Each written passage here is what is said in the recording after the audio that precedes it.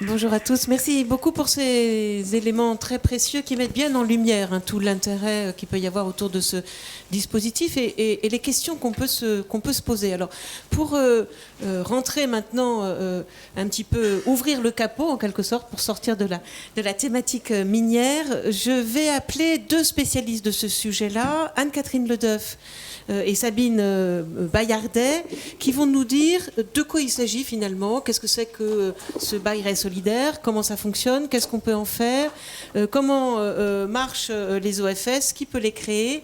Alors on va commencer par le cadre réglementaire avec Sabine Bayardet qui est donc chef du bureau des opérations d'aménagement à la DHUP, et ensuite Anne-Catherine Ledeuf, directrice générale adjointe d'Espace Cité, nous présentera le mode d'emploi en quelque sorte de cet outil.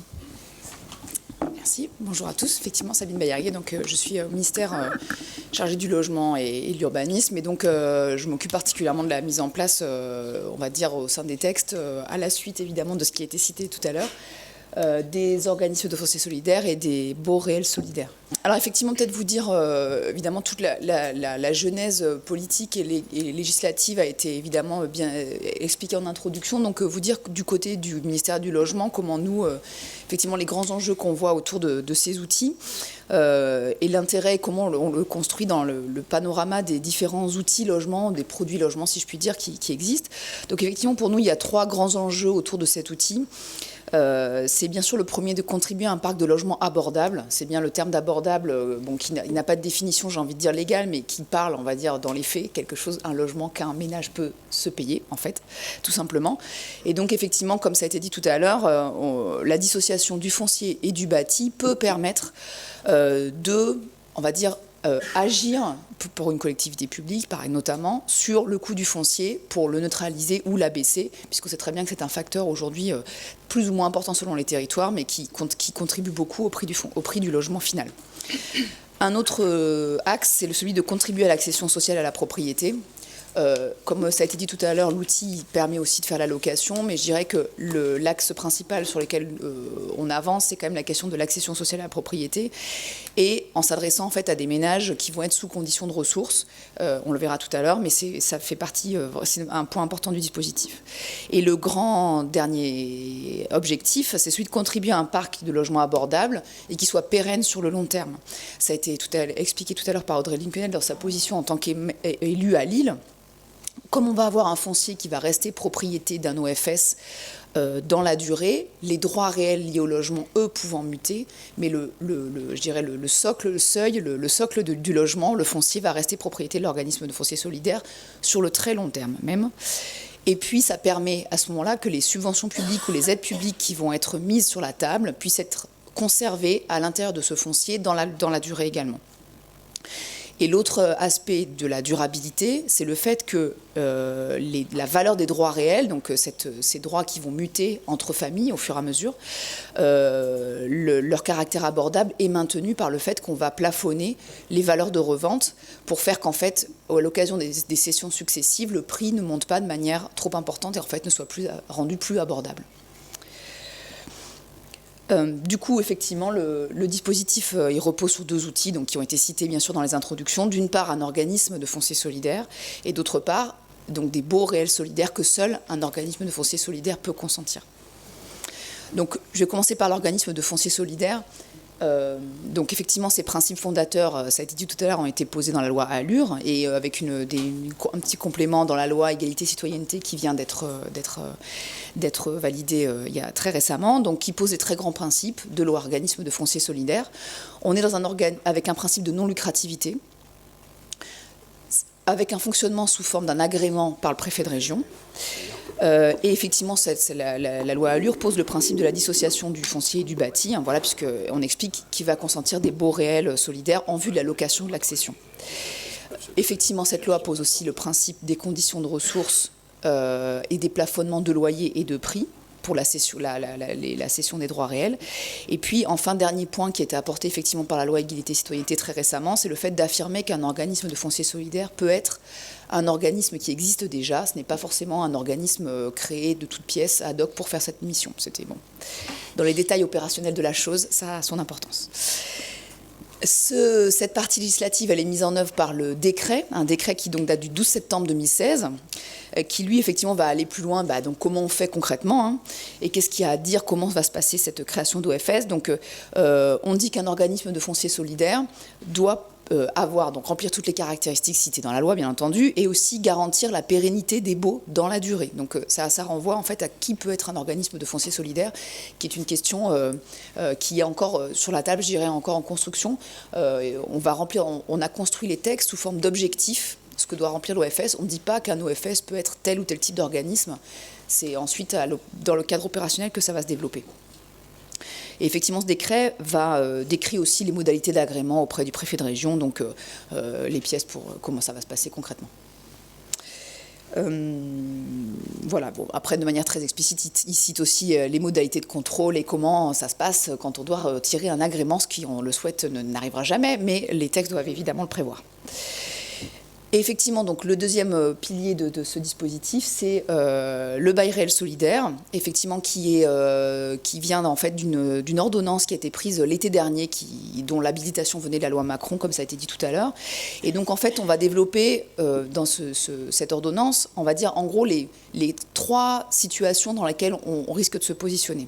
Donc, autour de la question de qui peut être titulaire d'un BRS, qui peut avoir un contrat de BRS avec un organisme de foncier solidaire. Donc ça peut être directement un particulier qui va être sous condition de ressources. On peut aussi avoir un cas dans lequel les BRS vont être pris par un opérateur, constructeur, qui lui va ensuite s'engager à céder les droits réels à des ménages, eux-mêmes sous condition de ressources. Et on peut avoir aussi un opérateur qui va construire et qui va s'engager, lui, à mettre en location, sous également conditions de ressources et conditions de loyer. Et on a aussi prévu le cas dans lesquels on peut être dans des cas de sociétés civiles coopératives de construction ou des sociétés d'habitat participatif, un cas un peu particulier, mais en tout cas, le texte le prévoit. Les très grandes caractéristiques du BRS, donc on est sur un type de bail amphithéotique, ça a été dit tout à l'heure, donc on en retrouve les très grandes caractéristiques, notamment celle qui dit qu'un bail amphithéotique a une durée comprise entre 18 ou 99 ans, c'est le cadre habituel des baux amphithéotiques, avec une caractéristique vraiment majeure qui fait la novation de ce bail par rapport à d'autres, et qui justifie d'ailleurs sa création, hein. C'est le fait qu'au moment de la mutation des droits réels, contrairement à un bail amphithéotique où la durée du bail reste la même que celle du départ, en fait, là, le bail est prorogé dans sa durée. Et donc, je vais prendre un cas où un bail initial a été signé pour une durée de 99 ans. Même si les droits réels sont vendus au bout de 10 ans, la durée du bail, en fait, est remise à 99 ans et elle n'est pas de 89 ans. C'était un point important puisque l'objectif, c'était de faire que cette valeur des droits réels ne baissait pas avec le temps, lié en fait au fait que la durée restante diminuait au fur et à mesure. Donc la valeur des droits réels peut bouger en fonction de la qualité du bâti ou de facteurs autres, mais en tout cas, elle ne bougera pas en liaison avec la durée restant à courir du bail. Donc ça, c'est vraiment le point particulier. Dit comme ça paraît totalement évident. Je tiens à dire que ça ne l'était pas du tout et que les discussions ont été âpres et difficiles. Je renvoie à ce qui a été dit tout à l'heure sur les questions de droit de propriété, effectivement, qui a posé un certain nombre de questions, tout simplement sur la constitutionnalité du dispositif lui-même. Voilà. On fonctionne bien entendu on fonctionne dans le cadre d'une redevance, c'est-à-dire que le titulaire des droits réels va payer une redevance à l'organisme de foncier solidaire. Donc tout le sel de l'affaire réside dans l'évaluation de cette redevance, bien sûr. Et puis ensuite, on pourra avoir des opérations qui peuvent se porter dans le cadre de ce bail. Le bail peut prévoir des obligations de construire ou de réhabiliter, mais ce n'est pas obligatoire. Ça peut être aussi des logements existants qui ne nécessitent pas de travaux. Donc ça peut concerner du bâti déjà construit ou du bâti complètement neuf. On a prévu tous les cas possibles. Et puis, autre particularité, quand notamment un bail aura été consenti pour construire, par exemple, un immeuble, on prévoit en fait un dispositif de division, on va dire, des droits réels initiaux en autant d'appartements, de logements, que de preneurs de droits réels ensuite. Un mécanisme compliqué de premier abord, mais finalement assez simple quand on l'a lu plusieurs fois. Voilà, Voilà, alors comment ça se passe les mutations des droits réels, puisque c'est ça en fait, on est dans le cadre quand même d'une propriété. Et donc comme ça a été dit tout à l'heure aussi, le principe c'est de se dire qu'on est finalement dans une sorte de première marche dans la voie de l'accession à la propriété. C'est une propriété qui n'est pas complète, on n'a pas la propriété du foncier et du bâti, mais on est quand même dans le principe de la propriété. Et donc la mutation des droits réels, c'est-à-dire en fait la vente, on l'a prévue, alors elle est forcément assez encadrée, mais l'idée c'était quand même de se situer dans le plus possible dans le cas d'une vente que je vais qualifier de normale dans notre paysage d'aujourd'hui. Donc on a une vente des droits réels et effectivement la particularité c'est que le seul ménage qui peut acheter, il est quand même sous condition de ressources et donc il a un caractère d'éligibilité. Donc ce qui est prévu dans le dispositif, c'est que l'organisme de foncier solidaire va avoir à vérifier l'éligibilité du ménage acquéreur. Et ensuite, il y a donc une forme d'agrément en fait de cet acquéreur qui viendra après. Une fois que l'agrément est acquis, c'est-à-dire qu'on a vérifié que le ménage était bien éligible, était bien dans les conditions de ressources, l'agrément à ce moment-là va emporter la prorogation du bail, donc on va retrouver cette durée initiale de longue durée. On a prévu aussi dans le dispositif une certaine protection en fait du titulaire des droits réels, parce qu'on sent bien que ça va être pas facile en fait potentiellement de vendre ces droits réels. On vend une propriété juste de droits réels. Déjà, qu'est-ce que ça veut dire des droits réels? C'est déjà culturellement particulier à se projeter dedans. Et puis, il faut trouver aussi un ménage qui va respecter les conditions de ressources. Donc ça, c'est pas forcément évident pour un particulier lambda qui possède ses droits réels. Donc on a prévu le fait que si l'agrément était refusé, c'est-à-dire si un preneur l'OFS disait bah non, il rentre pas dans les clous, en fait, il y a une possibilité de demander à ce que l'organisme de foncier solidaire rachète les droits réels pour ne pas mettre le preneur dans une trop grosse difficulté à trouver un acquéreur et en fait à fluidifier les mutations en réalité. Il y a aussi un dispositif lié aux successions, c'est-à-dire que si les droits réels peuvent être transmis à des héritiers, si l'héritier, lui, n'est pas éligible, parce qu'il est évidemment lui aussi soumis aux conditions d'éligibilité, en fait, il y a un dispositif de rachat ou d'indemnisation par l'organisme de foncier solidaire des droits réels.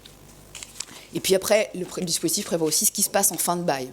En théorie, on peut arriver à une fin de bail au bout des 99 ans, ou de 50 ans, ou de 40 ans, selon la durée du bail.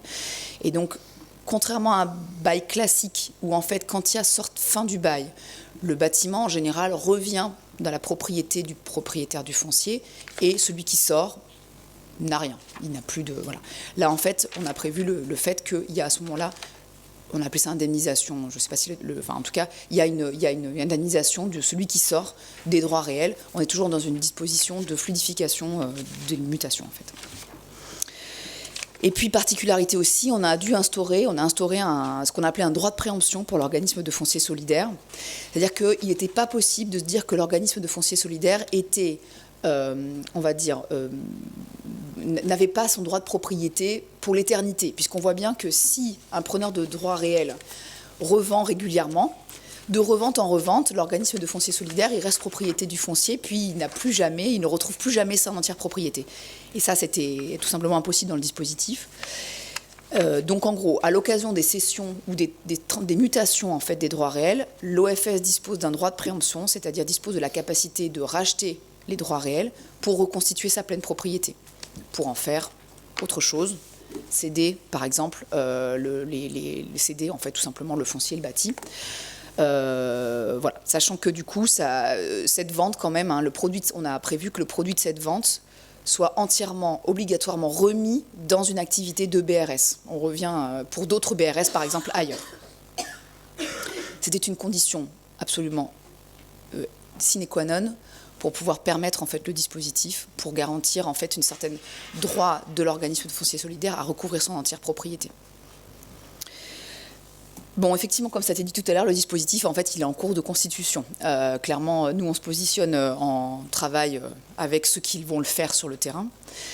Donc, il y a des textes qui existent, mais il y en a qui sont à venir. Notamment, effectivement, le décret BRS, Audrey Lunckelen le citait tout à l'heure, qui est donc, on va dire, dans les tuyaux du Conseil d'État très prochainement. Et effectivement, qui va prévoir, notamment de manière explicite, quels plafonds de ressources vont être appliqués, quels vont être les plafonds de loyer, quels vont être aussi les plafonds de prix dans le cadre des mutations et des cessions.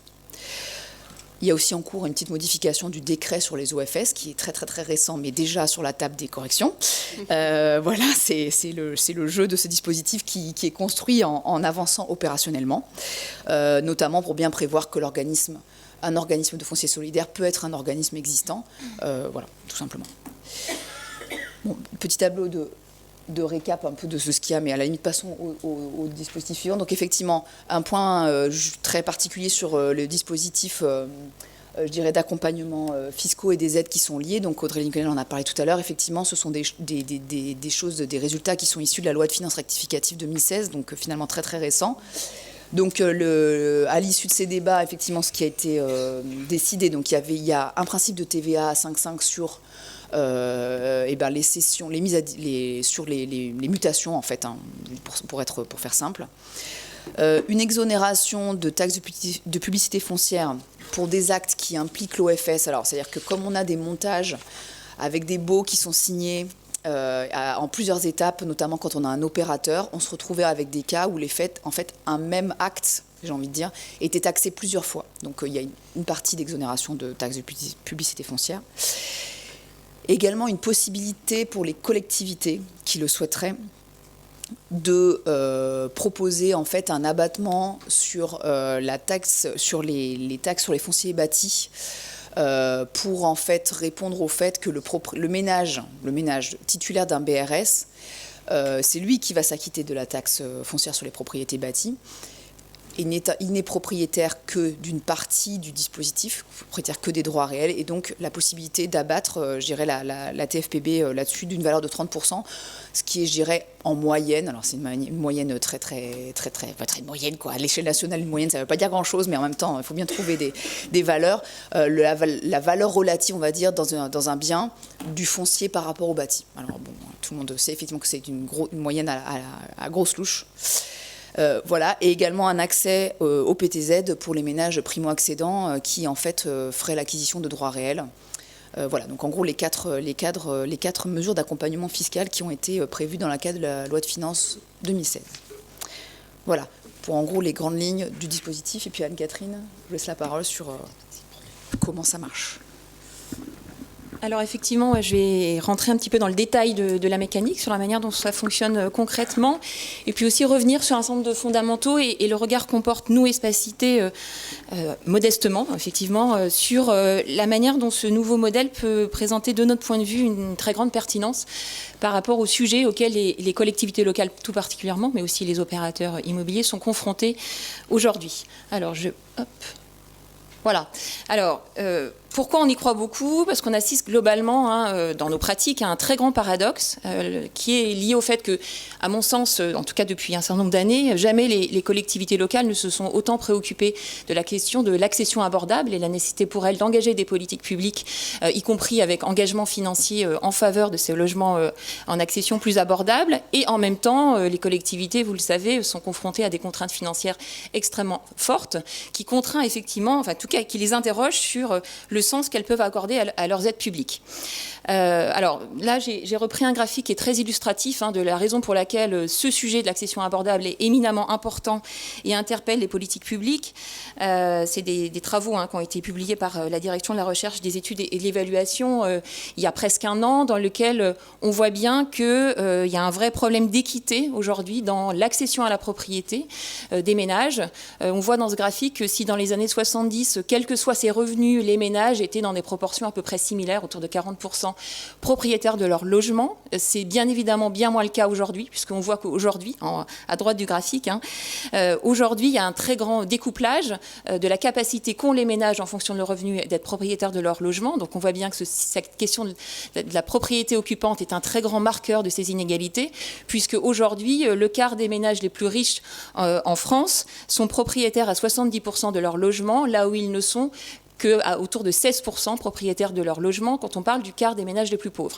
Donc on voit bien aujourd'hui ce très grand découplage qu'on a pu observer dans le temps, dans cette équité d'accession à la propriété qui de fait ne peut qu'interpeller les politiques publiques au regard de leur capacité à rendre plus équitable cette question.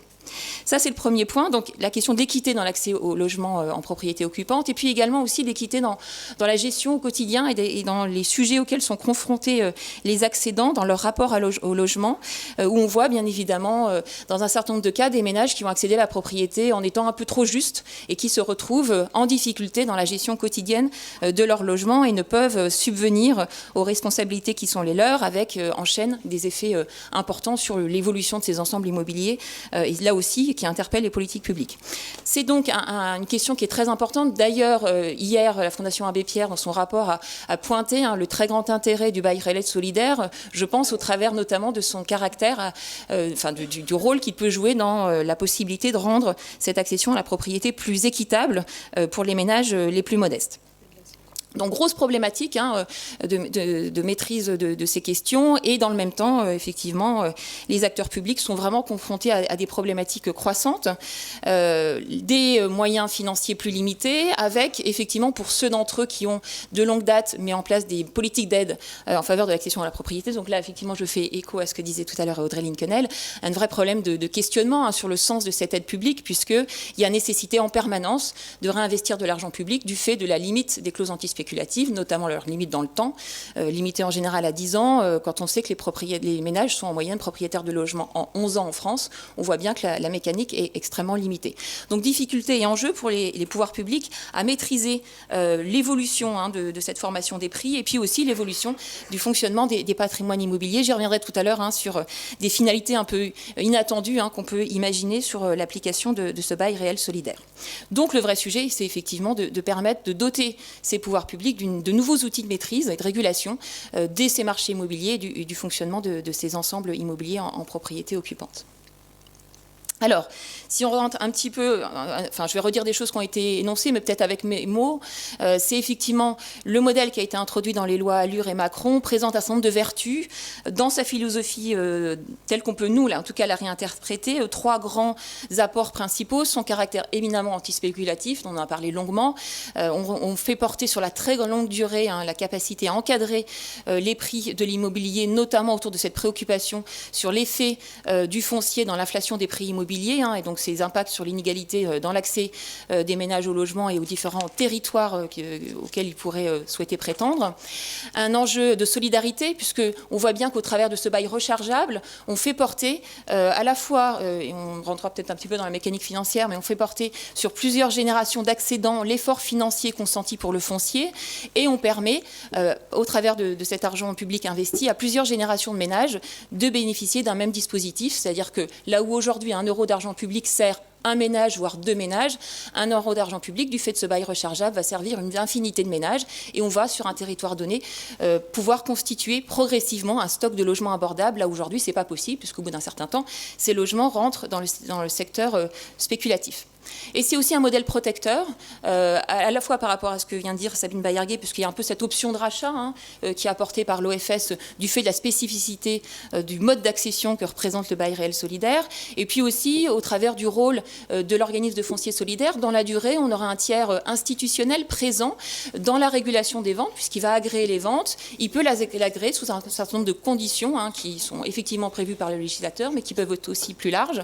Non seulement le respect des prix et des plafonds de revenus, mais aussi s'assurer de la capacité financière des ménages effectifs à accéder à la propriété, mais aussi interdire le statut de propriétaire bailleur, ce qui est extrêmement important dans l'évolution de certains patrimoines en copropriété, puisqu'on voit bien qu'une des raisons pour lesquelles certains patrimoines évoluent mal, c'est parce qu'on a des ménages qui ont souhaité être dans un rapport locatif important et qui n'ont pas forcément une stratégie d'investissement et de gestion dans la copropriété qui est celui qu'on aurait pu souhaiter ou ce qu'on souhaite, qu'on pourrait attendre. 3 grands principes, donc cet OFS qui est l'organisme porteur du foncier, le ménage qui est en quelque sorte, si on fait un raccourci, propriétaire d'immeuble et locataire du foncier, donc il va s'acquitter d'un loyer foncier auprès de l'organisme de foncière, ce qui d'ailleurs contribue à son modèle économique. Une partie importante de l'équilibre financier de l'OFS est liée à ce loyer foncier, et ces logements qui sont durablement, voire à perpétuité, abordables, du fait de ce bail réel solidaire rechargeable auquel est indexée une formule de prix dès le départ prévue dans le bail. Bon, ça, je ne reviens pas sur le dispositif assis sur les 2 piliers. Donc, je le disais, c'est un dispositif qui paraît extrêmement évident dans les territoires tendus où le foncier pèse lourd dans la formation des prix. Mais c'est plus globalement aujourd'hui un modèle qui est très ouvert dans son application. On peut être confronté à des situations de dynamique immobilière différenciées. Encore une fois, c'est très évident en secteur très tendu ou en état de cause où le décrochage entre le revenu des ménages et les prix immobiliers est très, très important. Mais aussi, il nous semble que c'est aussi un outil très intéressant dans les quartiers dépréciés, dans lesquels il y a des risques sur l'évolution des patrimoines immobiliers. Je crois que Nathalie Demélé pourra en dire quelques mots tout à l'heure par rapport à l'expérience de Rennes.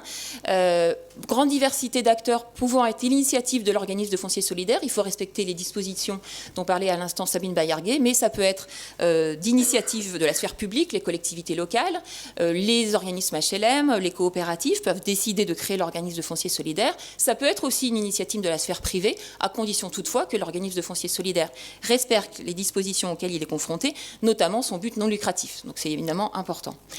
Filière de production de foncier, on peut être dans des fonciers maîtrisés, opérations d'aménagement d'ensemble, d'initiatives publiques, fonciers privés, dans des opérations d'ensemble, en diffus, possibilité également de le développer dans le neuf et dans l'ancien. Là aussi, les expériences qu'on présentera tout à l'heure sont très illustratives, et mobilisation ou pas d'aide publique locale. Et là aussi, les retours d'expérience de la table ronde permettront de le montrer, même si bien évidemment, nous, on est assez convaincus que ce n'est pas un coup de baguette magique et qu'il y a quand même un grand enjeu à pouvoir mobiliser des aides publiques locales pour pouvoir jouer à plein sur le dispositif.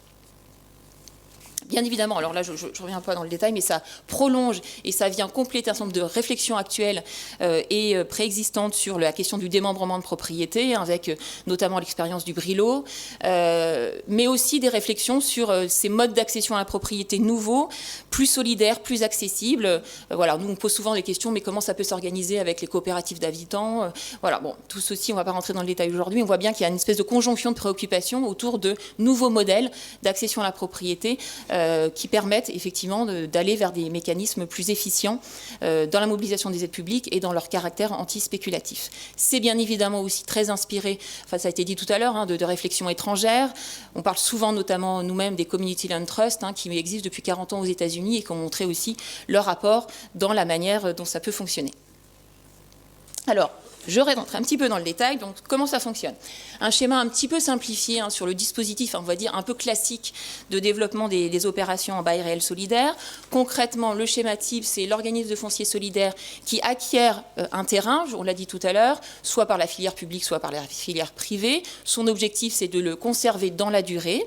Sur ce terrain, l'organisme de foncier solidaire met à bail le foncier auprès des opérateurs immobiliers classiques, préexistants sur le territoire, publics ou privés, et qui vont construire sur ce terrain des logements, notamment en accession à la propriété. Moi, j'ai plutôt parlé du modèle accession à la propriété autour de BRS aujourd'hui. Donc, l'immeuble est bâti sur ce terrain, ensuite commercialisé auprès des particuliers qui vont être donc propriétaires de leur logement et locataires du foncier dans l'esprit et s'acquitter, donc c'est sur la partie droite, de tout le temps de leur propriété, non seulement du remboursement du prêt immobilier qu'ils auront consenti, enfin que la banque leur aura consenti, mais auquel va s'ajouter ce loyer foncier entre l'organisme de foncier solidaire et le ménage et qui va en quelque sorte venir s'adosser aux taxes locales qui correspondent au fonctionnement quotidien, enfin à la gestion de leurs biens immobiliers. À la revente, un certain nombre de clauses inscrites dans le bail vont devoir s'appliquer, le prix de vente plafonné et le respect des plafonds de revenus, voire d'autres dispositions qui pourront être mises en place dans le bail. Et ensuite, le cycle reprend, c'est-à-dire que le ménage s'acquitte de son loyer, paye son prêt immobilier et hop, ça repart. On voit bien donc ici le caractère très cyclique et éminemment durable du modèle, puisque là aujourd'hui les dispositifs sont limités dans la durée, là il s'entretient à perpétuité du fait, encore une fois, de ce bail rechargeable, qui est quand même l'apport très puissant du dispositif du bail réel solidaire. Alors, sur la question de la mécanique financière, deux choses importantes. La première, c'est l'encadrement des prix à la revente, encore une fois dans la très longue durée, voire à perpétuité, avec la conjonction de deux principes. Maintenir le caractère abordable du logement, donc encadrer les prix à la revente, les plafonnant, et en même temps permettre une plus-value pour le ménage, à discrétion locale. Je pense qu'Imed Robanet en parlera tout à l'heure dans la table ronde. C'est un sujet qui est très important pour lui. Voilà. Donc le sujet, c'est de la conjonction entre l'encadrement et la petite plus-value pour le ménage, pour lui permettre aussi de pouvoir bénéficier d'une forme de plus-value à la revente. Donc ceci étant bien évidemment défini dans le bail. À ce titre, donc, effectivement, il y aura des dispositions prévues au niveau national et l'organisme de foncier solidaire définira par lui-même la formule de revente qu'il souhaitera mettre en place, sachant qu'il y a différents dispositifs qui peuvent exister. On pourra y revenir dans le détail si c'est nécessaire, mais voilà, sur lequel nous-mêmes on a travaillé en matière de simulation. De l'autre côté, on a ce loyer foncier qui doit à la fois permettre à l'organisme de foncier solidaire de couvrir le prêt foncier qu'il aura consenti pour porter ce foncier dans cette très longue durée. Et donc, il faut les contributifs du modèle économique de l'organisme de foncier solidaire, d'un côté, et de l'autre, il doit rester abordable pour le ménage, puisque dans son taux d'effort, on a le prêt immobilier plus le loyer foncier qui vont devoir être assumés par le propriétaire. Et donc, il est bien important de trouver là aussi la juste mesure entre l'équation économique pour l'organisme de foncier solidaire et l'équation économique pour le ménage. Dans le petit schéma simplifié que vous voyez en bas à droite, on voit bien aussi toute l'importance de l'aide publique initiale. Le principe, du fait de cette conjonction entre encadrement des prix à la revente et petite plus-value, on voit bien que ce qui va être extrêmement déterminant, c'est la décote au départ, puisque c'est ça qu'on va entretenir dans la longue durée. Donc plus les aides publiques sont importantes, plus bien évidemment cette décote dans la durée aura du sens et sera pertinente pour les territoires. Il n'est pas exclu bien évidemment de développer ces produits sans aide publique, mais on voit bien que la décote sera d'autant moins importante qu'on n'a pas de minoration de foncier, pas d'aide publique directe. Alors la TVA réduite est effectivement une très bonne nouvelle parce que ça va contribuer aussi à l'abordabilité initiale des logements. Donc on voit bien quand même que cette décote de départ, elle est éminemment importante sur le modèle dans la très longue durée et l'abordabilité des logements. Quelques points sur... alors je vais rezoomer et je m'en arrêterai là sur comment aborder la question de l'OFS d'un côté. J'ai parlé du BRS, maintenant je vais parler des organismes de foncier solidaire. Je ne reviens pas sur les dispositifs de la loi. Simplement, ce qu'on peut voir, nous, en termes de retour d'expérience auprès des territoires qu'on accompagne. Donc, effectivement, Lille, Rennes, un certain nombre de réflexions qu'on a auprès d'autres territoires, mais aussi la fédération des coopératives qu'on accompagne dans la mise en place d'une boîte à outils. Globalement, 3 grands types de statuts emportent en tout cas l'intérêt aujourd'hui. Le statut associatif, notamment du fait de la rapidité de sa création, puis pour la possibilité pour les collectivités locales d'être assez présents dans la gouvernance. Les statuts de fondation et de fonds de dotation, qui permettent notamment d'être assez clairs sur la mobilisation de fonds privés, permettant notamment de mobiliser du mécénat et de contribuer là aussi au modèle économique de l'organisme de foncier solidaire. Puis on est en train de réfléchir avec la Fédération des COP sur le statut coopératif. Là aussi, en termes de recours d'expérience qu'on observe du fait des contraintes des finances locales, c'est la recherche de structures légères qui n'accroissent pas les coûts de fonctionnement indirectement des collectivités locales, et ça c'est très important, avec un recours assez important à des externalisations de mise à disposition de moyens, soit auprès de l'univers privé, soit auprès de l'univers public, on pourra peut-être le voir tout à l'heure, mais vraiment le principe c'est de dire on ne va pas rajouter des métiers là où dans les territoires il y a déjà beaucoup de compétences qui préexistent, et on va plutôt mobiliser de manière intelligente ces compétences qui préexistent pour mener à bien les missions de l'organisme de foncier solidaire, dans un contexte où, compte tenu de cette volonté d'être sur des structures légères, en tout cas les OFS sur lesquels on est en train de travailler sont plutôt des structures organisées autour de leur cœur de métier. Mais là aussi, Maître Robena, je pense, pourra donner un éclairage différent, autour de la gestion des baux, concrètement, la location du foncier auprès des ménages, l'agrément des ménages, et puis la possibilité ou pas de prendre en charge la commercialisation et l'accompagnement des ménages. Mais vraiment la volonté d'être plutôt orientée autour du cœur de métier. Pour créer cet organisme de foncier solidaire, évidemment, un certain nombre d'étapes incontournables. Nous, on se permet d'insister sur l'importance des études d'opportunité préalables. C'est très large dans son application. Il faut quand même qu'il y ait une vraie pertinence au regard des sujets auxquels sont confrontés les territoires. Donc, ce travail préalable doit être très clair et très fin sur la réflexion sur le rôle et le positionnement des produits en BRS dans le panel et dans le panorama de l'accession à propriété dans les territoires par rapport à ce qui existe ou ce qui n'existe pas. Une réflexion bien évidemment très attentive sur le modèle économique de l'organisme de foncier solidaire, même si tout n'est pas aujourd'hui complètement calé sur les conditions dans lesquelles l'OFS va pouvoir mobiliser un certain nombre de dispositions. C'est extrêmement important d'être très fin dans la mobilisation et le travail autour du business model des organismes de foncier solidaire. Et puis, bien évidemment, la gouvernance de l'OFS, qui est dans la gouvernance interne, quels sont les partenariats qu'on va mettre en place, notamment dans cette intention d'être dans des structures légères et réactives. En matière ensuite de développement, nous, il nous semble qu'il y a... Alors, je passe sur les délais de les problématiques de validation, puisque je rappelle juste que ça doit être validé par le préfet dans le cadre d'un agrément. En termes de développement, ensuite, nous, on voit un peu 2 voies possibles. Soit le bail réel solidaire va être développé, et l'OFS, de ce fait, dans un panorama plus large de produits d'accession à la propriété. Ce sera un des produits parmi les autres où il pourra peut-être préexister encore des produits de type PSLA ou autres. Ça, c'est la première voie.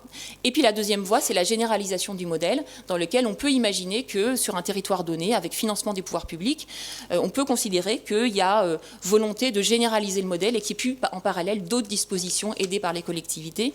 Il nous semble en particulier important d'avoir bien en tête les rapports et l'attractivité relatifs entre le bail réel solidaire et le PSLA pour un ménage, étant entendu notamment que cette clause antispéculative est très robuste, très longue dans le bail réel solidaire, ce qui n'est pas le cas dans le PSLA, où aujourd'hui on sait bien qu'il y a un certain nombre de ménages qui arrivent à pouvoir avoir des plus-values très importantes du fait de la faible robustesse justement de ces clauses antispéculatives. Donc nous on est plutôt réservé sur le fait d'avoir en même temps du PSLA et du bail réel solidaire pour les conditions que je viens d'indiquer.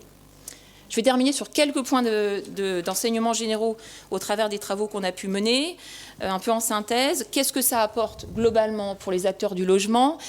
Pour les collectivités locales, le sujet, c'est d'améliorer l'abordabilité des logements, du fait notamment du petit coup de pouce apporté par le lissage dans la très grande durée de l'effort financier consenti sur la quote-part foncière.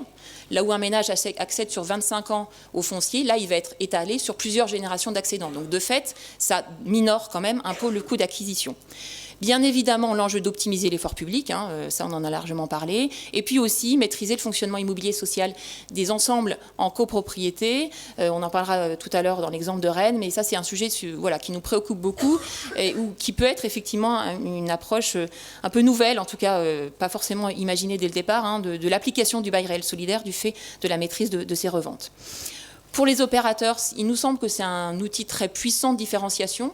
Dans une même opération entre un produit en PSLA et un produit en bail réel solidaire, vu par une collectivité locale, il nous semble quand même beaucoup plus intéressant de proposer des produits en bail réel solidaire du fait de la maîtrise dans la très longue durée des prix.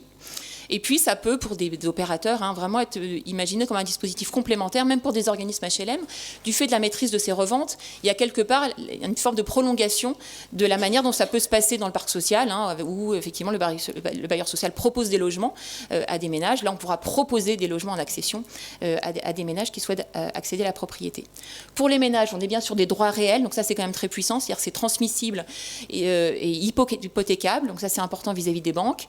Il y a donc des droits, mais il y a aussi des devoirs, l'encadrement à la revente, ce loyer foncier dont il va falloir s'acquitter, et la mise en location conditionnelle, puisqu'on peut interdire localement, si on le souhaite, le fait d'être propriétaire bailleur. Et puis des garanties, effectivement, comme ça a été dit, la présence dans la durée de cet acteur institutionnel qui peut aussi jouer un rôle dans le fonctionnement de la copropriété, et cette possibilité de rachat qu'a indiqué Sabine Bayarguet sur certaines conditions par l'OFS, qui quand même aussi peut rassurer le ménage quand il achète ses droits réels. Et puis les conditions de développement local, mais je crois qu'on va en parler assez largement tout de suite. Bien évidemment, examiner le niveau de décrochage entre les revenus et les prix. Ça a beaucoup de sens, tout particulièrement dans les secteurs tendus. La sensibilité et la préoccupation des élus, forcément, sur la question de l'accession à la propriété. La mobilisation ou pas des aides publiques, qui va jouer sur la décote initiale que je présentais tout à l'heure. Le poids du foncier dans la formation des prix, du fait de ce lissage dans le temps de l'effort financier porté sur le foncier. Et puis l'écosystème des acteurs locaux et les savoir-faire, les métiers, la manière dont ça se passe aujourd'hui dans la chaîne de production de l'accession à la propriété. Un certain nombre de points de conditions de succès à imaginer. Nous, il nous semble que les organismes de foncier solidaire, c'est plutôt un outil au service du développement. On ne pense pas que ça ait forcément vocation à des outils réservés à un ou deux fonciers. On voit bien, y compris en matière de modèle économique, que ça appelle quand même des réflexions sur le développement de la masse critique et du modèle. L'acculturation des acteurs de l'immobilier. Donc là, il y a un gros travail qui est mené à Lille sur la sensibilisation de la sphère de l'immobilier pour bien comprendre, décrypter et transmettre aux ménages tout ce que ça peut impliquer en matière de droits et de devoirs. Et puis, tout ce travail auprès des particuliers, effectivement, qu'ils comprennent bien de quoi il s'agit. Donc, à la fois concilier la vulgarisation, que ce soit effectivement le plus possible dans le droit commun de l'accession à la propriété, mais aussi que les ménages aient conscience qu'ils ont des droits limités et qu'il y a notamment cette clause à la revente qui est extrêmement importante dans la longue durée pour eux et pour les acquéreurs futurs. Très bien, merci beaucoup. Alors, avant de passer à des témoignages sur les premières mises en place de ce dispositif, on a prévu de vous présenter 3 situations locales. Peut-être que vous avez des questions, on a vu beaucoup de choses, c'est assez technique, c'est nouveau pour certains, donc la parole est à vous. Oui, bonjour, Alain Weber, ministère du Logement. Est-ce qu'il avait été envisagé d'ouvrir le bail réel solidaire aux collectivités locales ? Parce que finalement, on imagine en tout cas que beaucoup des organismes fonciers solidaires vont être très proches des collectivités locales. Est-ce que ça peut pas être la collectivité ? Est-ce que ce n'aurait pas pu être la collectivité locale elle-même en direct ? Municipalisation des sols Je sais pas. Oui, enfin, pour bien comprendre votre question, pourquoi créer un OFS ? C'est ça finalement la question. Hein ?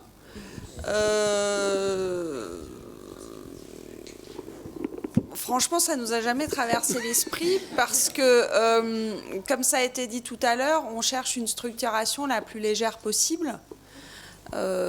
Et donc, intégrer ça dans les collectivités, quand on voit la difficulté qu'on a à élaborer aujourd'hui des stratégies foncières, quand on est des collectivités, à sortir des budgets pour le foncier, c'est vrai que c'est pas une option qui nous a paru très réaliste. Après, pourquoi pas, mais... Ça peut être une évolution à terme.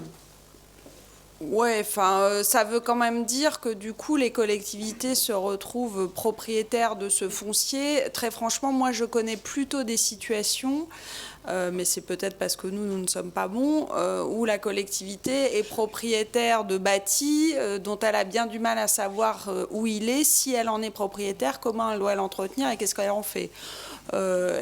Si je regarde l'État, sans vouloir être désagréable, la stratégie immobilière de l'État a quand même fait couler suffisamment d'encre et produit suffisamment de réorganisation pour qu'on se dise que même du côté de l'État, c'est pas beaucoup plus simple. Donc c'est peut-être une des raisons qui a fait qu'on s'est dit qu'on n'allait pas en plus se lancer dans de la détention du foncier. Mais après, l'idée, elle est la même. C'est-à-dire on va le développer dans les exemples locaux, mais dans l'organisme foncier solidaire, la place des collectivités est évidemment très forte. Hein, à la fois parce qu'elle peut être à l'origine des fonciers qui sont transmis à l'OFS, parce qu'elle peut aussi mettre à disposition du personnel qui s'occupe de regarder si les conditions d'acquisition sont remplies. Voilà, donc les collectivités sont là, mais elles ne sont pas effectivement... Enfin, il n'y a pas de municipalisation des sols, ça c'est certain. Une autre question ? Oui, désolé. Ouais. Oui, Damien Bertrand, profession banlieue. Je vois tout ça d'assez loin, mais j'ai une question. Est-ce qu'il n'y a pas une légère contradiction entre la volonté de créer un OFS qui soit une structure légère, souple, agile, et à but non lucratif, et de l'autre côté, de créer un acteur qui rassure les institutions, les banques, les partenaires dans une très longue durée. Et puis, je n'ai pas très bien compris le rapport et l'articulation qu'il y aura avec, par exemple, des établissements publics fonciers qu'on a aussi créés et développés, quand même, me semble-t-il, pour répondre à l'enjeu foncier qu'il y a dans ce pays. Et voilà, je ne sais pas si on a pu évaluer leur efficacité depuis, mais ça serait intéressant de voir s'ils agiront en complémentarité, en concurrence ou pas. Alors, sur les EPF, on s'est évidemment posé la question. Enfin, quand je vous ai dit, je vous ai expliqué comment, en tout cas moi et quelques autres collectivités, on en était arrivé à essayer d'imaginer autre chose. On n'était pas parti au départ pour imaginer quelque chose de nouveau. On avait plutôt envie de partir de l'existant. Et c'est parce qu'en regardant l'existant, on s'est rendu compte que ça ne répondait pas directement à notre problématique qu'on est arrivé... à la création de cette OFS et de ce BRS.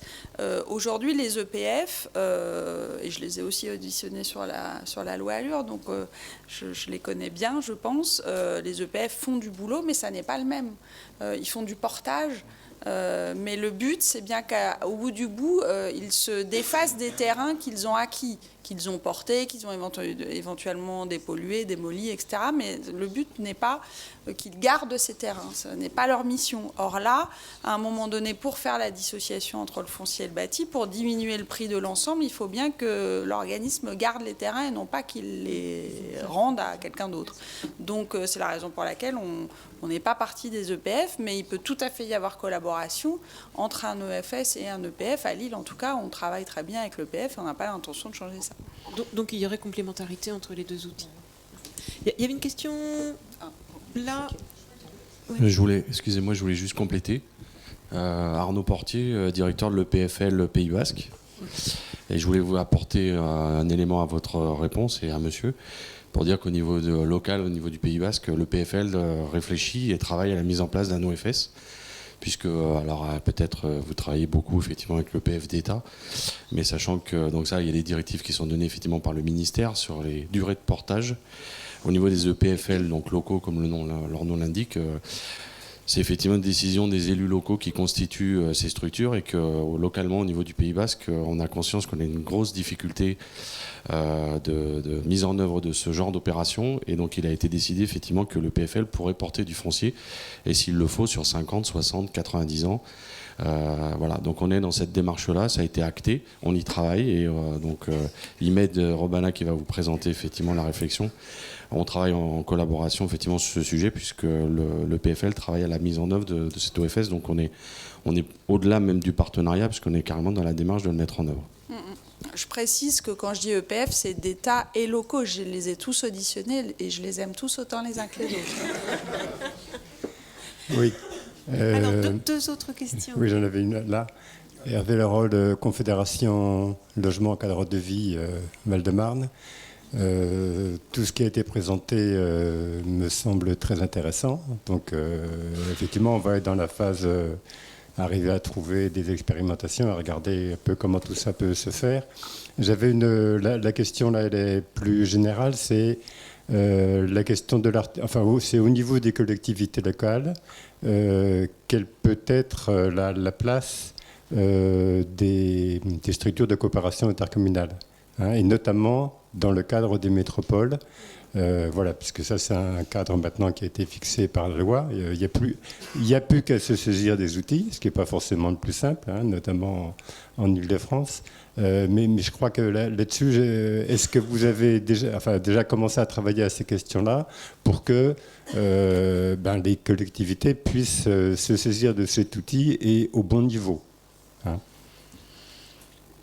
Alors, je vais du coup déborder un peu sur la présentation de l'exemple lillois, mais évidemment, dans mon esprit, dans notre esprit, les intercommunalités ont un rôle majeur à jouer à partir du moment où elles ont la compétence et de l'habitat et de l'urbanisme. Alors, l'Île-de-France, de ce point de vue-là, c'est un cas un peu particulier, mais ailleurs, et c'est pas pour rien que la DCF est à l'origine aussi de cette matinale, mais ailleurs, ça paraît une évidence.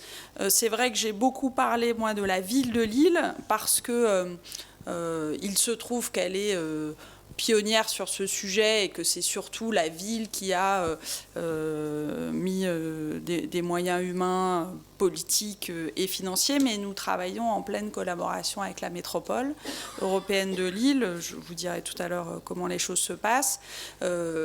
L'explication, en tout cas à l'origine chez nous, est assez simple, c'est que pour le coup, la question du foncier, elle est particulièrement prégnante dans la ville-centre par rapport au reste de la métropole.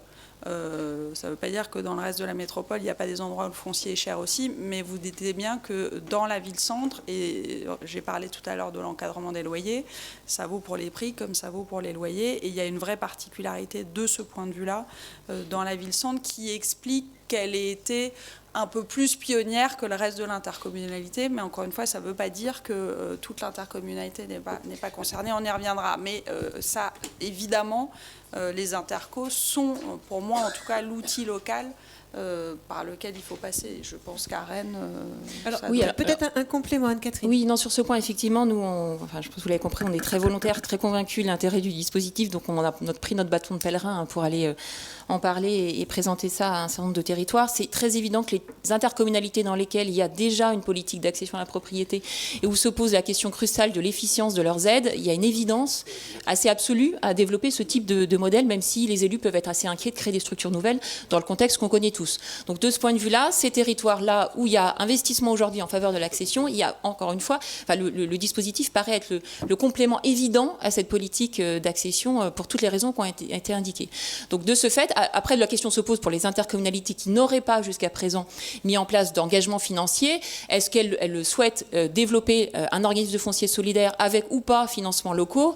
Ça, c'est des questions qui sont un peu différentes. Mais les territoires dans lesquels il y a financement public, on voit bien assez directement tout l'intérêt qu'il y a à créer ou être dans la gouvernance même des organismes de foncier solidaire. Donc il y a vraiment ces deux dynamiques, les collectivités locales qui sont confrontées aux problématiques qu'on indiquait tout à l'heure, où il y a évidence de chercher des modèles alternatifs, et le mouvement HLM, en tout cas nous ce qu'on perçoit, qui s'intéresse, comprend, voit l'intérêt et qui est en train de réfléchir, donc soit des organismes HLM, soit des coopératives, qui sont en train de réfléchir à la création de leur OFS pour pouvoir se développer sur différents territoires et répondre notamment dans les territoires où il n'y a pas aujourd'hui de politique publique en matière d'accession, en proposant des modèles un peu nouveaux. Alors, il y a beaucoup de questions. Vincent Gorny pour le Crédit Foncier. On a parlé de régime d'accession non exorbitant du droit commun. Je reviens sur une question qu'on avait évoquée dans nos réunions lilloises. Quid de l'accès aux prêts d'accession sociale et quid de l'APL accession? Je vais répondre de manière très factuelle. Aujourd'hui, ce n'est pas, il n'y en a pas. Voilà, c'est tout ce que je peux vous dire en l'état actuel des choses. Je vous ai fait le panorama des 4 mesures fiscales qui ont été validées dans le PLFR 2016. Il n'y en a pas d'autres pour l'instant. Plus exactement, je n'ai pas réussi à faire en sorte qu'il y en ait. Voilà, parce que vous avez vu le nombre de textes de loi dont on a parlé. Il y en a un certain nombre, sans parler des textes réglementaires. Je peux vous dire que ça a été du boulot et qu'à la fin, ils m'ont usé. Je reconnais que j'étais sur le point de presque lâcher. Alors, quand je dis « il », c'est certainement pas Sabine Baillarguet. C'est ailleurs que ça s'est joué. Confère la mine des rimes, là, des réunions interministérielles. Mais évidemment, ça fait partie des questions qu'on s'est posées. Encore une fois, on va y revenir, mais là, on a construit un peu l'architecture générale. Maintenant, il faut expérimenter. Moi, je ne désespère pas qu'à partir des expérimentations locales qu'on aura à Lille, à Rennes ou ailleurs, et de leur succès, je l'espère, on puisse, parce que des lois de finances, il y en a chaque année, on puisse y revenir un peu plus tard. Voilà. Oui. Il y en a même plusieurs, oui, je confirme. Oui. Bonjour, je me présente, Christian Palatier, administrateur CGT d'Espace Cité, et par ailleurs intéressé sur les problèmes du logement par le fait de mes responsabilités à la CNL dans le Val-de-Marne. Moi, je trouve le dispositif relativement intéressant, mais j'aimerais poser une petite question sur, voilà, puisque c'est de l'action sociale, on veut essayer de garder le caractère social non spéculatif. Mais les accidents qui peuvent malheureusement avoir des accidents de la vie, chômage, divorce, etc., des gros problèmes. Est-ce qu'il y a un accompagnement social particulier pour étudier, pour qu'il reste propriétaire, qu'il garde son bien, ou est-ce qu'il retombe dans les galères de tout un chacun, de l'accession traditionnelle à la propriété où on expulse parce qu'on revend le bien à l'encan, etc. Est-ce que vous avez prévu, est-ce que vous êtes penché sur ces questions? Qu'est-ce qui se passe en cas d'accident de la vie? Merci.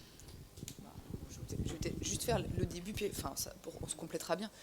La manière dont on a construit le dispositif, du côté État en général et du point de vue national, c'est pour ça que je dis que les deux se complètent de manière évidente, c'est la possibilité à ce que l'OFS assure et trouve les moyens d'assurer cet accompagnement un accompagnement social. Vous avez évoqué ce cas-là, mais il y en a d'autres, je dirais même de manière très prosaïque au départ, au moment de l'acquisition, tout simplement. Comprendre vraiment à quoi va faire face un ménage, c'est pas forcément évident à comprendre. Nous, on a mis tous du temps à comprendre de quoi on parlait déjà. Donc voilà. Donc du coup, la possibilité de l'OFS de mener cette disposition-là. Et effectivement, nous, on a souhaité le renvoyer, je dirais, à une stratégie en propre de l'OFS et donc évidemment de ses partenaires que sont notamment les collectivités qui le souhaitent le faire ou ne pas le faire, mais ne pas l'imposer de niveau national, mais garder cette possibilité et que ce soit un choix de politique publique locale. Bon, après, du coup, on le verra, on le verra dans la table ronde, je pense qu'on va en parler. Une dernière question peut-être. Si je peux me permettre de compléter, alors, parce que là, allez-y, du coup. Enfin... Ouais. Par rapport à la question que vous posez, encore une fois, j'ai expliqué le dispositif lillois, j'ai donné y compris les prix au mètre carré. Vous avez vu qu'ils sont relativement faibles quand même dans ce qu'on pratique aujourd'hui en accession abordable à la propriété. Je rappelle, 2050 € du mètre carré dans un cas, 2400 € du mètre carré dans l'autre, avec des plafonds de ressources. Moi, je suis très attachée, et c'est pour ça que je suis aussi très heureuse que la Fondation Abbé Pierre ait parlé hier de cette accession sécurisée à la propriété. Je suis très attachée à ce qu'on maintienne des conditions de ressources et de prix prix qui soit à la fois clair et qui ne donne pas le sentiment que tout le monde peut accéder à la propriété, quelles que soient ses conditions. Moi, c'est pas mon propos. Je pense qu'à un moment donné, il faut aussi avoir le courage de dire que pour certains, ça n'est pas une bonne idée. Et donc, ça veut dire qu'il faut bien calibrer à la fois ces prix au mètre carré et les ressources qu'on met en face. Et ça, c'est aussi le travail que doit faire chacune des collectivités locales.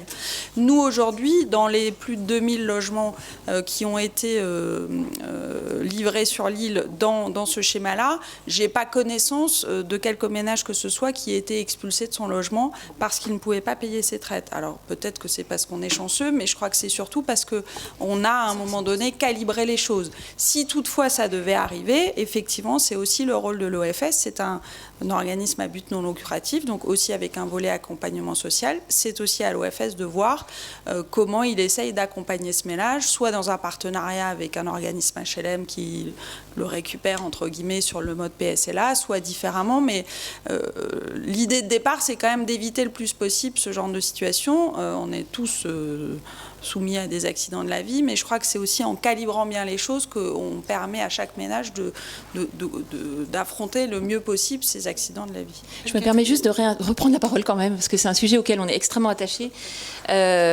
Oui, bien évidemment, sur la question de l'accession à propriété des ménages très modestes pour lesquels ça peut être un piège, enfin, en tout cas une forme de risque, et pas forcément une bonne idée pour tout le monde de souhaiter accéder à la propriété. Il faut avoir à l'esprit que l'OFS a quand même 2 outils en main qui lui sont propres et qui sont, à mon sens, assez puissants.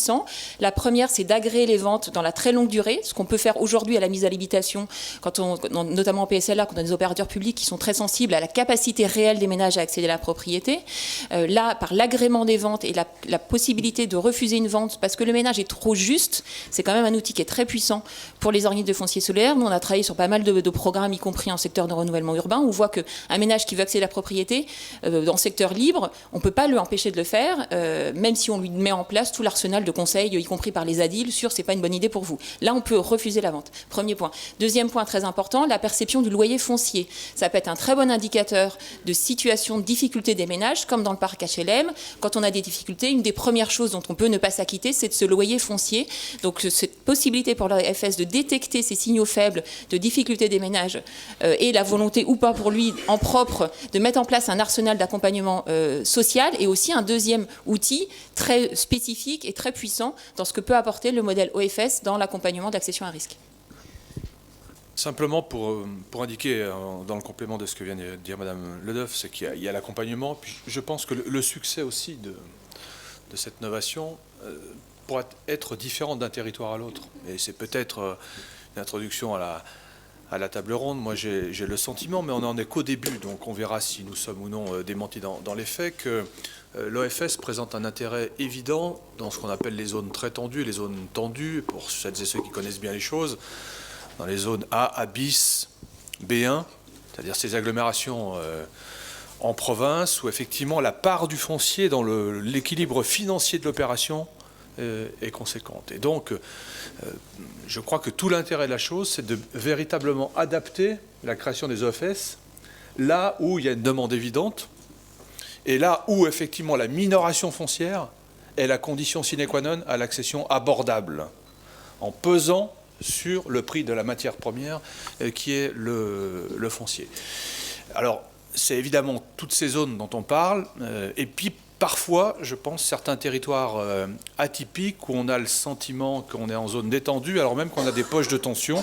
Tout à l'heure, je citais d'une façon peut-être paradoxale à la fois de l'Île-de-France à la Guyane, où effectivement j'ai des sollicitations d'élus.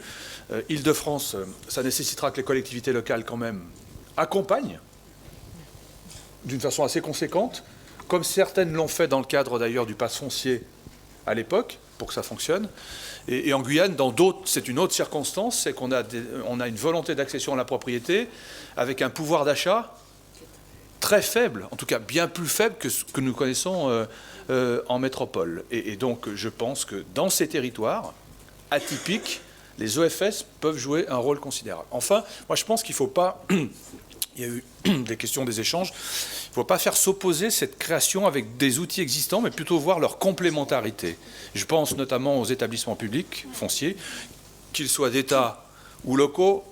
J'en ai créé un dans mon département, donc j'y suis très attaché. On a cité le cas du Pays Basque. Je sais que celui de la Haute-Savoie aussi réfléchit au développement du bail réel. Et puis de rappeler quand même qu'en fin d'année 2016, alors moi j'ai plus les chiffres du mois dernier, mais il n'y avait pour le moment que la moitié du territoire français couvert par des EPF. Et que même dans cette moitié, notamment sur les EPF d'État, les EPF d'État n'interviennent parfois que sur 30% de leur territoire. Parce que pour intervenir, il faut une convention communale entre la commune et l'établissement public foncier d'État, et que pour des raisons multiples et diverses, certaines communes ne veulent pas que l'EPF intervienne. Donc je pense que le territoire d'expansion ou de travail des OFS est plus important qu'on ne le pense, mais pour autant, il devra être ciblé géographiquement là où il a un intérêt d'être créé. Voilà.